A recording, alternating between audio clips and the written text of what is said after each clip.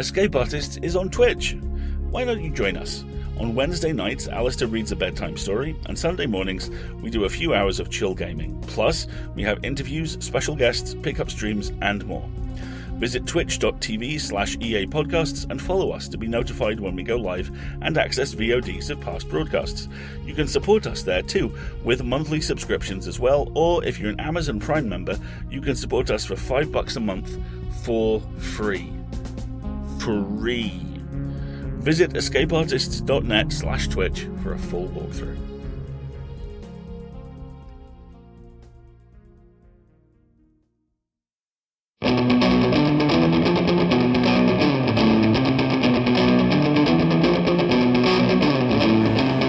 Escape Pod.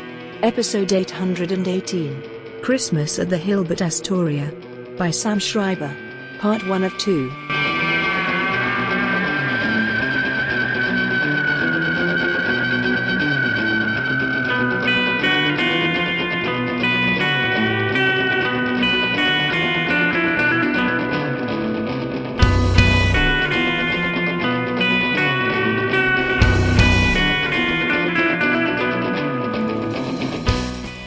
Hello, and welcome to Escape Pod, your weekly science fiction podcast. I'm your host this week, Tina Connolly, and I am here to bring you Christmas at the Hilbert Astoria by Sam Schreiber. This story first appeared in Asimov's. We'll be bringing you this story in 2 parts, so check back next week for the second half. Sam Schreiber is a writer living in Brooklyn, New York with his wife and 2 cats.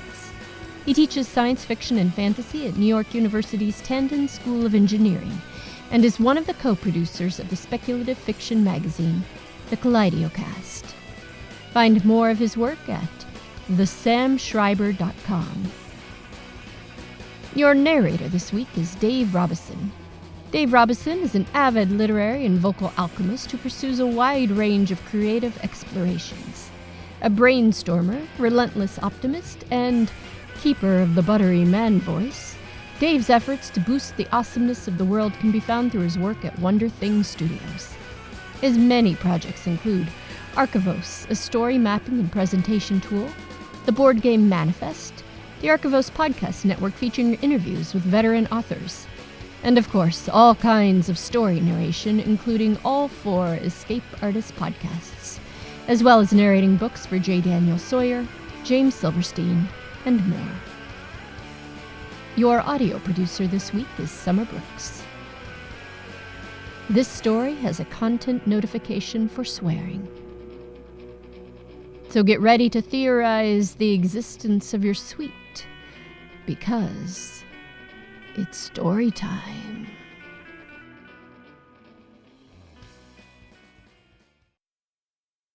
Christmas at the Hilbert Astoria, Part 1. By Sam Schreiber. Read by Dave Robison.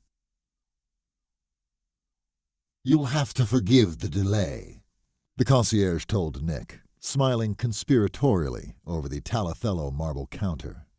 "It's our busiest time of the year." The hospitality program punctuated the nonsensical assertion with a knowing wink. "Can't imagine that joke ever gets old," Nick said, tucking his hands into his red flannel overcoat and rocking on the heels of his black workman's boots.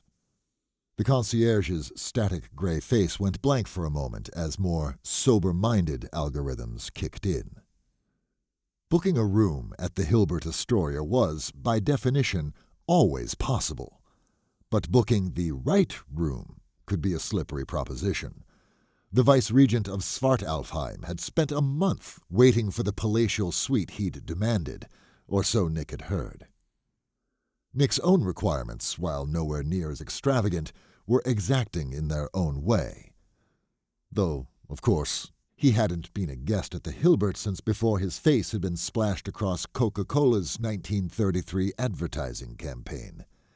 Nick suspected things had changed since then. "The existence of your suite has been successfully theorized, sir," the concierge said a moment later. "If you would give us, say, another hour?" Nick stroked his beard, 9 inches long and goose-feather white for the season, and fought the urge to snap at the prim application. No point heaping abuse on the staff, least of all when they were a collection of ones and zeros. "Bar still where it used to be?" Nick nodded to the non-Euclidean lobby. "I can only assume so, sir." The concierge flickered out of existence as Nick descended into the cheerfully lit topological nightmare. A pair of mechanical gypsum spiders in bellhop uniforms scuttled off with his bags before disappearing over the lobby's horizon. Just as Nick remembered, the Hilbert's bar was a brass and varnish affair, corkscrewing into space with only the odd nebula or galaxy punctuating the blackness beyond the skylight. The bartenders wore vintage red vests and mixed cocktails in classic metal shakers.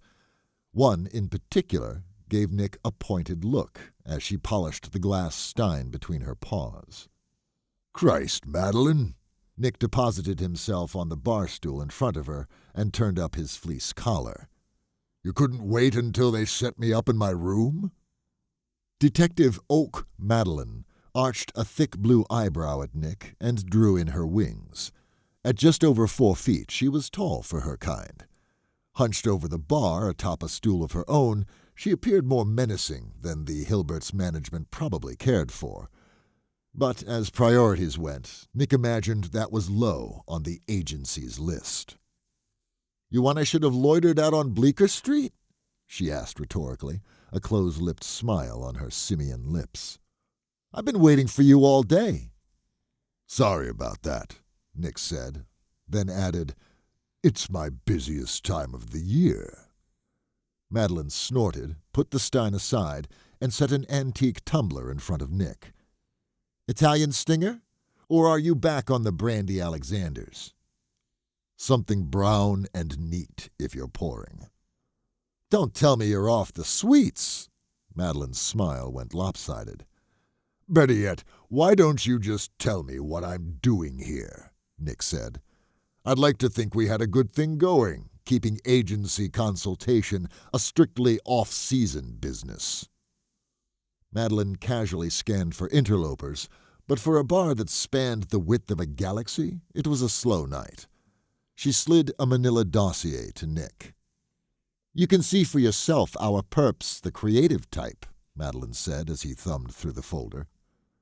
Glossy photographs of corpses in unlikely positions were paperclipped to the agency's trademark stationery. At a glance, Nick could see each victim had been dispatched brutally and idiosyncratically. One man's flesh had been pinned to the ceiling of his foyer with what looked to be every stick of furniture in his home. A family of 4 had been stuffed contortionist-like into a broom closet that had proceeded to catch fire. "Not good," Nick said. "No," Madeline agreed.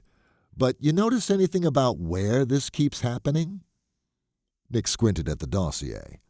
One scene in New York, another in Rio de Janeiro, 2 in a casino resort in the dreamless realm, and another in an office park orbiting Tau Ceti. Unrelated at first blush, but comprehension dawned on Nick quickly enough. The locations did have one thing in common. "Fuck." "Take that drink now?" Madeline said, pouring Hennessy and Galliano into Nick's tumbler without waiting for an answer. "You're sure they're here?" Nick said. "Sure? No." Madeline shook her head. "But it's awfully hard to explain otherwise. 47 murders, all within a block or so of an entrance to the Hilbert? It just makes sense. There's a killer hiding out somewhere in a hotel with infinite rooms. Cheers." "And that's why you called me," Nick said, nudging the tumbler away with the side of his hand. He'd be damned if he'd accept anything Madeline was offering, now that he knew what she was asking. "I'm not here for a consult, am I? You need me to find them for you. You need me to look." Madeline lifted her wings, then allowed them to shrug. "Well, not much of a mystery which list they're on, is it?" "I don't do that anymore," Nick spat. "Not for you, not for anyone. You shouldn't have brought me here." "You do. You will," Madeline said, helping herself to Nick's Italian Stinger. "Whoever they are, It's nothing like we've seen before at the agency.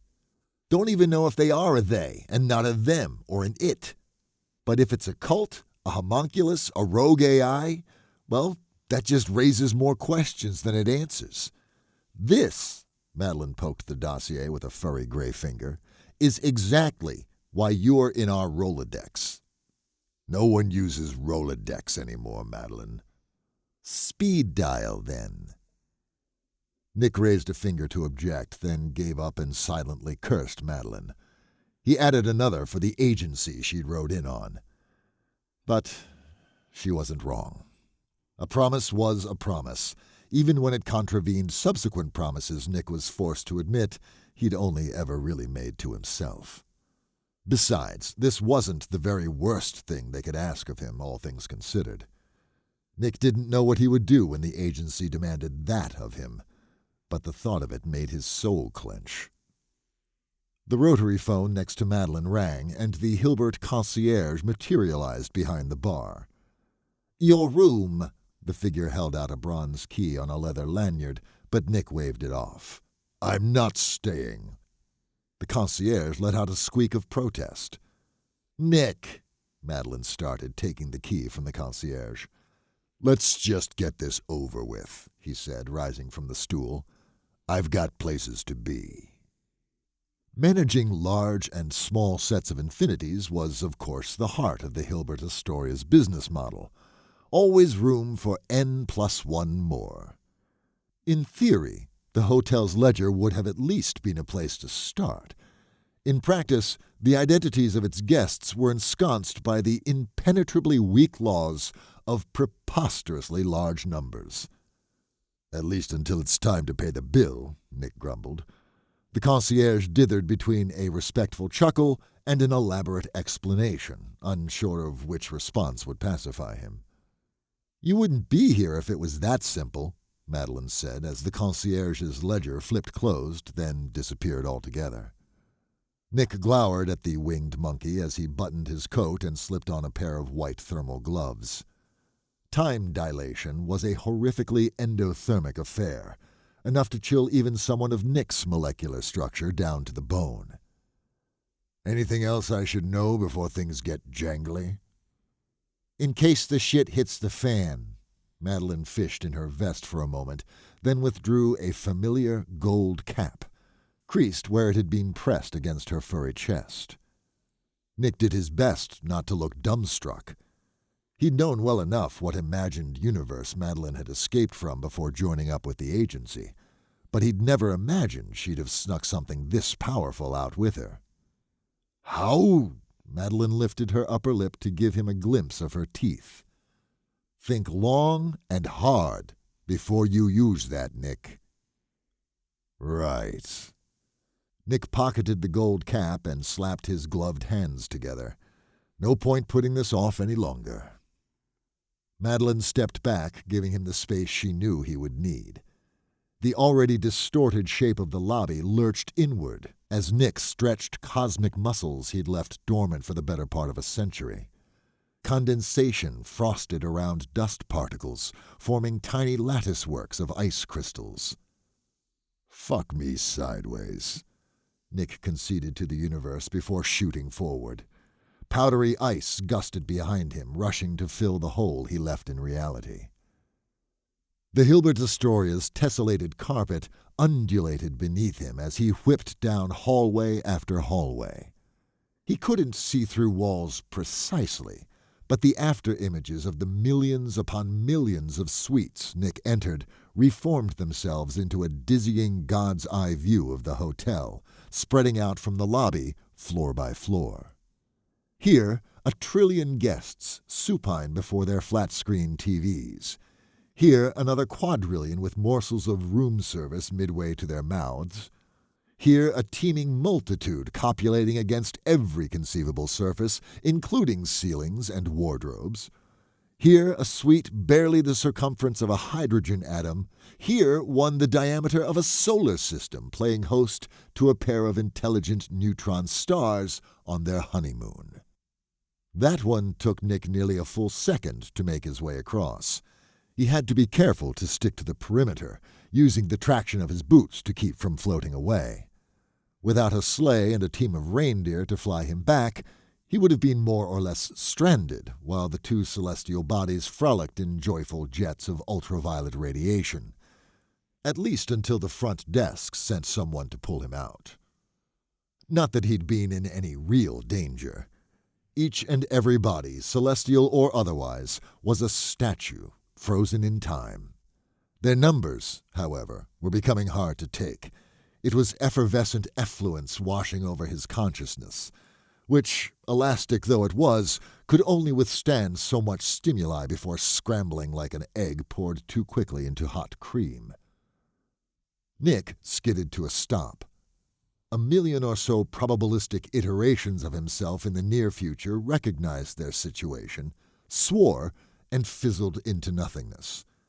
Nick experienced the little deaths obliquely, like his ears popping on an airplane. He ignored it. Something was wrong. There was nothing out of the ordinary about the room at first glance. The furnishings were more or less identical to those of an infinite number of other suites. The lighting, air, and temperature were all within the range one might expect. It took Nick nearly a picosecond to put his finger on the problem. The room was empty. Which was, of course, impossible. There were no empty rooms at the Hilbert Astoria. There were occupied rooms, and there were rooms that did not exist yet. That was the fundamental law of the place. But if there had been someone, anyone, anything in the room, Nick would have known. It was as essential to who he was as his ability to bend time and space past reason. He saw you when you were sleeping, and so forth. Still, he reflected, as time and space coiled around his body, it was hard to shake the feeling that he was being watched. Nick scowled, certain there was something he was overlooking. The suite couldn't be empty by accident.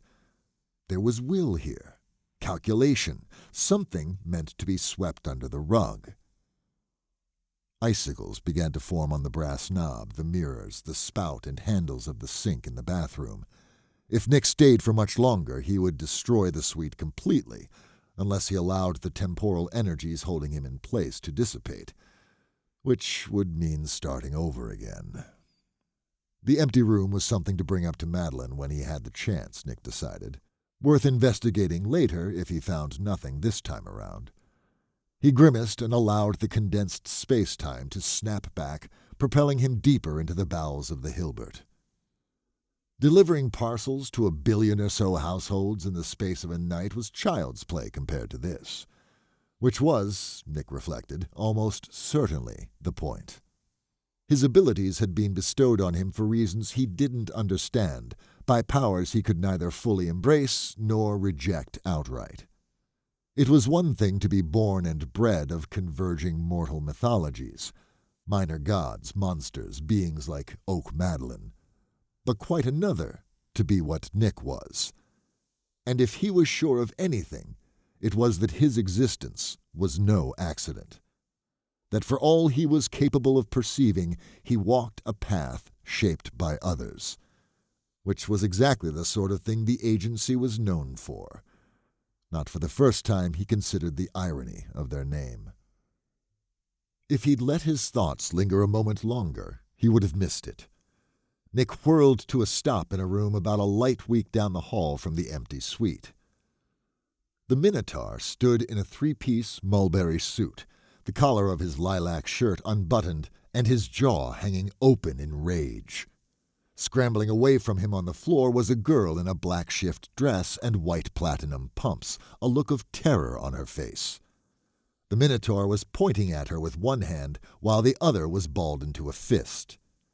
It wasn't what Nick had been expecting to find, but it was the closest thing to a crime scene he'd come across.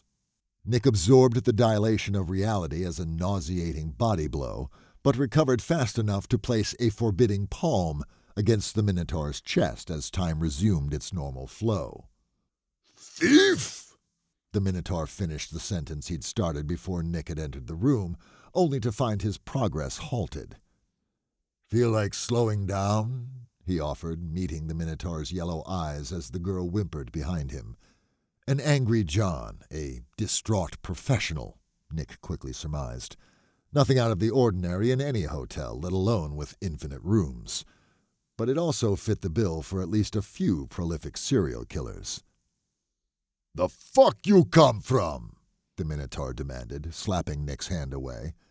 It must have seemed as though Nick had popped into existence on a wave of blustery air.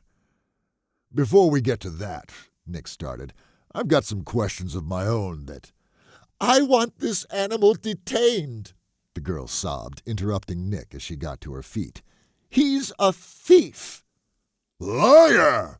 The Minotaur pushed past Nick with one massive shoulder. "I'll tear you limb from limb, you—" Whatever the Minotaur meant to say next came out as a gurgle, as the knot of his paisley tie caught his throat. Nick hauled him backward by the silk garment.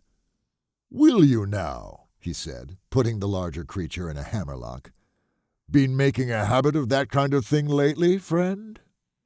The Minotaur thrashed and bucked. He was strong enough to carry out some of the more gruesome acts from the photographs from the dossier, Nick noted. But his hold was unbreakable. The girl rushed past the two of them and mashed her hand against the phone at the bedside table. Almost immediately, the concierge materialized. "Baroness!" it cried out with professional alarm. "What seems to be the trouble?" "The mongrel stole from me," she wailed. "She's lying," the Minotaur brayed. "I never touched your goddamn jewelry. You must have dropped it before we got here." "Wait," Nick said, his eyes darting between the girl and the concierge. "Did you say Baroness?" "My brooch," she said, clutching her bare shoulder. "The Eye of Hestivar. He must have taken it when... She gestured helplessly as she tried and failed to explicate her theory on the matter. Nick, on the other hand, could put two and two together. "The Eye of Hestivar," he said, loosening his hold on the Minotaur. "That would make you a member of the House of Malkavia, wouldn't it?" The girl did a double-take, obviously not expecting to be recognized. Then her face crumpled and she began letting out incoherent sobs. At least he hadn't been completely off track in his initial assessment of the situation. He'd simply had the parties muddled. "Mr. Hartley," the concierge said evenly, its voice cutting through the Baroness's crying. The Minotaur's eyes shifted to the floor. He looked more pinned by the program's gaze than he must have felt in Nick's grip moments earlier. "You know this one, too?" Nick asked. "The gentleman is not unknown at the Hilbert Astoria," the concierge announced diplomatically. "Though it was the management's understanding that he was to conduct his business in a more discreet fashion." Nick released Mr. Hartley. The Minotaur straightened his lapels guiltily. "Please," he offered in a meek rumble. "I didn't do anything." The Baroness let out a long sniff. "I'm afraid that's a matter for Sobek and Sons to decide for themselves," the concierge said, arriving at a decision. "But we take accusations of this nature exceedingly seriously, Mr. Hartley. I'm afraid your presence at the Hilbert Astoria is no longer tenable." Mr. Hartley hung his head.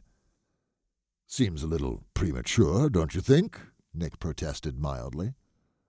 "The Baroness of Lesser Falls is a guest of reputable standing," the concierge declared soothingly. "I assure you, sir, there is nothing premature about the matter." Nick sighed. "And if the Eye of Hestivar turns up on a beach in Boca Raton next month? You know those things are sentient, don't you?" "It wouldn't," the Baroness of Lesser Falls snuffled. "In the family, 9 generations." "That's a weekend to a stone," Nick said. "Regardless," the concierge said with finality, "there's a degree of decorum our establishment demands of any outside contractors operating on our premises. Mr. Hartley has failed to maintain it." Does seem like a bit of a hothead, Nick acknowledged, giving Hartley a once-over. Trouble is, he's also a witness. Panic shimmered across the concierge's face, subtle, but recognizable enough to someone familiar with AIs of his caliber. Perhaps the matter could be discussed while the Baroness is attended to, it offered. Works for me, Nick agreed, gesturing to the door. Hartley dithered for a moment, then followed Nick outside while the concierge knelt beside the Baroness. It was our understanding the agency was willing to investigate the incidents in an unobtrusive manner. A second iteration of the concierge protested as the door closed on the sight of its twin, consoling the girl. I'm sorry if I spilled the beans in front of the Baroness, Nick said, but something tells me it's the furthest thing from her mind. Hartley snuffed, but said nothing. And what is it Mr. Hartley was meant to have witnessed? The concierge asked. That's between the agency and Mr. Hartley, Nick said. But you can appreciate how jeopardizing his livelihood might make him reluctant to talk to anyone about what he may have seen. Reluctant witnesses make investigations harder and longer. And no one wants that, do they? The concierge's silvery features froze for a moment as it processed the new information, then resumed its usual protocols. Consider yourself formally chastised, it told Hartley, before disappearing. So what was I supposed to have witnessed? Hartley said, massaging his throat pointedly. And while we're on the subject, who the fuck are you? What the fuck are you? Thirsty, Nick said. You? 20 years, Hartley said over his sweetgrass sazerac. The vulture-head nebula floated leisurely overhead while he and Nick drank. That's how long I've been shuffling in and out of this place. And she's the one in reputable standing. The Minotaur let out a snort. Money talks, Nick said neutrally. So, Hartley said after a moment, guessing this isn't you apologizing for almost costing me my job. You would have lost your job if I hadn't been there, Nick said. I had it handled. You called a member of the Malkavian royal family a liar and told her you'd rip her limb from limb. It was a figure of speech, Hartley sniffed. But you didn't answer my question. What's on your mind? Did you take the eye of Hestevar? Hartley took a slow sip from his lowball. Say I did. Then what? Then nothing, Nick said. I just need to know one way or the other. Then no, Hartley said. I didn't. I do all right for myself at Sobek & Sons. And what the hell do I know about jewelry? There are private collectors, Nick said. You must know people who know people. No one who could pay enough. No one I'd trust, anyway. Fair enough, Nick said, allowing himself a slug of scotch. The narcotic warmth felt good on his frostbitten insides. He thought he'd remembered what it felt like, the after-effects of bending time and space, but he'd never pushed himself as hard as he had tonight. Or maybe he was just getting old. So what's it to you anyway? Mr. Hartley asked, finishing his sazerac. Why do you care? Because if you didn't take the stone and the Baroness of Lesser Falls didn't lose it, that means it ran off, Nick said, looking up at the stars contemplatively. A stone like that stays still for a few 100,000 years. It'll have built up enough energy to find its way around the universe. Mess up someone's day pretty badly if they try and stop it, too. Why would it go and do that? Hartley asked. Seems like it's got a pretty cushy situation. You know, I was thinking the same thing, Nick said. Could be it went off to reproduce. It doesn't happen that often, but sentient gemstones do make more sentient gemstones, and their larval stage is best measured in geological time, from what I understand. But if that's not it, what if it was scared? What scares a goddamn rock? I don't know, but I've got a feeling the Eye of Hestevar knows something I don't. Think they'll ever find it? Probably, Nick said. Eventually. But if not, well, arrivederci, little buddy. Nick raised a glass to the Eye of Hestevar, then met the Minotaur's eye. One more thing. You've been here a while. You ever hear of an empty room at the Hilbert? Mr. Hartley brayed, amused. I've seen some truly inexplicable shit in 20 years. But that's just nonsense. The quantumly entangled elevator to Nick's floor was slow, relatively speaking. But the thought of reactivating even a fraction of his powers was enough to make him nauseous. Much as he hated to admit it, Nick was glad Madeline had thought to give him back his key. A young fir stood conspicuously in the corner of his suite, bedazzled in tinsel. Beneath its branches were a dozen packages wrapped in festive paper. Chocolate chip cookies and a tall glass of milk sat on the nightstand by his bed. Bing Crosby and David Bowie piped through the entire suite, while a roaring fire sent smoke up a chimney that led where he couldn't begin to imagine. All lodestones for Nick's power, in the event he needed more than he had on hand. The moment before Nick opened the door, the suite hadn't existed. Without Nick to perceive it, it wasn't there. Those were the rules. Was it possible the empty suite he'd found earlier had been a mirage? The premonition of a room to be? Or had Nick's arrival been timed just right to prolong its existence? But no, that made no sense either. There had been no one anywhere near the door when he entered. Nick collapsed into the easy chair in front of the fire and withdrew the dossier from his coat. Mysteries on top of mysteries. 47 murders, each one more gruesome than the last, with nothing tying them together except the Hilbert. Vaguely ritualistic, predatory in a way, as if whatever had done the deed had fed on the sheer perversity of it all.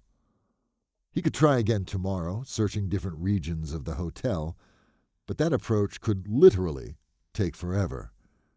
There had to be a way of drawing out who they were searching for, assuming they were even in the hotel at all. Nick flipped through the pages of the dossier, then stopped. To human ears, the sound would have been nothing more than the scratch of paper against paper, or maybe the pop of embers in the fireplace. But Nick's senses were attuned to finer details, and something in the corner of the room had just moved. Nick's eyes flitted behind his half-moon spectacles to the Christmas tree. The shiny baubles were swaying and turning ever so slightly, as if something had disturbed them a moment ago. He sensed no one. That should have been conclusive, but Nick wasn't stupid. He rose from his chair in a smooth motion. No call to summon his defenses, not yet. That might only alarm whatever it was that had intruded his room. And whatever it was, it had to be powerful. Old magic. That, or something entirely new under the sun. "So," Nick said, turning to face the tree. "That was you in the empty suite today, wasn't it?" There was no response. "I want to say I'm only here to talk," he continued, turning slowly on his heel, scanning the room for any clues as to the thing's orientation.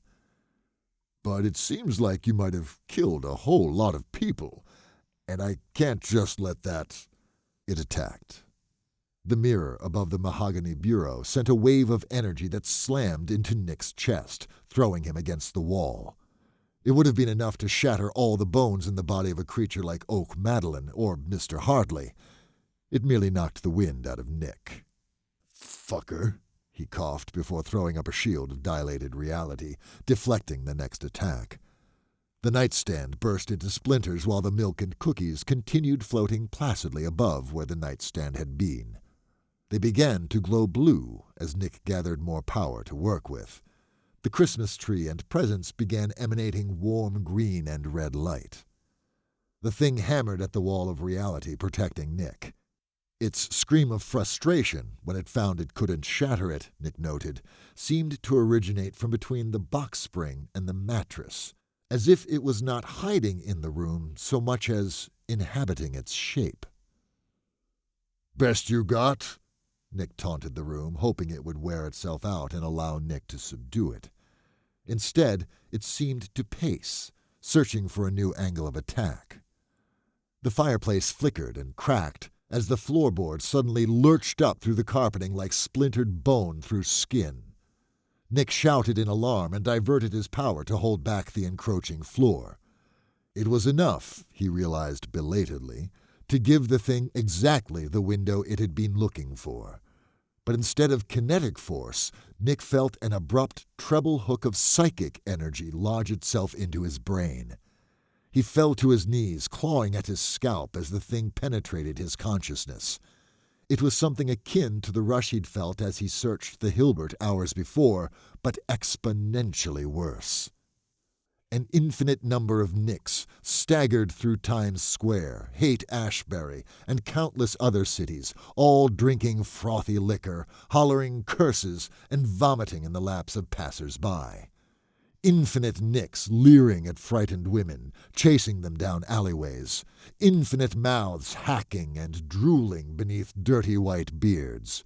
There were Nicks urinating off the edges of low-flying sleighs, Nicks smearing paint and excrement over their bodies and dancing in front of burning tenements. He had to strike back, Nick understood through a haze of despair. Already the visions were starting to turn the inside of his skull to swamp water. He needed to take the fight to his attacker. "That kind of power is certainly within reach," a syrupy black voice observed from deep inside his mind. "For a price." Like a slap to the face, the offer was enough to wake Nick from the hallucinations. He shook temptation loose from his mind, his eyes alighting with cleansing green fire. He would not lose himself to the room, he thought savagely, as the flames wiped the poisonous visions from his sight. And he would most assuredly not lose himself to himself. Not ever again. Reaching out with his mind, Nick caught hold of the psychic connection to his attacker and yanked with all his strength. Beams from the walls and ceiling snapped like tongue depressors, caving the room in around him. Nick's power swelled to a crescendo. With a flash of golden light, Nick banished the thing from the suite. Not that there was much of a suite left. Light from the hallway and the floor above him poured in through holes in the wall and ceiling, while small fires burned themselves out. And somewhere beneath the rubble, the concierge materialized. "Sir!" it called out in distress. Nick strode through its non-corporeal form and into the hallway without a word. Impossible to tell which direction the thing had fled. Nick had been insensate for nearly a full second, more than enough time for the trail to have gone cold. A thought occurred to Nick, and an instant later he'd summoned a gulf stream of time and space around his body. "Sir, I really must." Nick's body shot forward, traversing the hotel even faster than he'd gone that afternoon, closing his mind to the sights and sounds rushing past him. He knew exactly where he was going. He slid to a stop along an empty stretch of wall, blinked, then took off again, double-checking he was in the same spot he'd stopped at before finding the suite with Mr. Hartley and the Baroness of Lesser Falls. There was no mistake. This was where the empty suite had been. And now the empty suite was gone. Nick put his hand against the wall, feeling its warmth as snowflakes rode the rising currents around him. If he hadn't known better, Nick would have believed there had never been a door where he now stood, never been a room behind it. But knowing how to look, knowing there was something to look for, well, that was almost as good as knowing what he was looking for. Nick traced a faded rope of energy intersecting with the space around him, testing it with his mind. There was slack. He followed the suggestion of a path leading away from where he stood, then halted. Crouching a good light year or so away was another empty room. Or possibly, the room let out a hiss the moment Nick sighted it. The hairs rose on the back of his neck. No wonder he hadn't been able to sense the thing attacking him in his suite. It was his suite. Or had been, at least before retreating. Now it was an entirely different suite. Perhaps the same one he'd stumbled across earlier that day as well. But if not, what then? Nick's blood ran cold. Other empty rooms, each with the same hungry look about them, turned their attention on him. They couldn't have made up more than a tiny sliver of the Hilbert's total capacity, of course, much less than a tiny sliver, barely a speck. But in the Hilbert Astoria, even a speck was legion. "Well," Nick said, backing away from the wall, his hand falling to his side. "Fuck."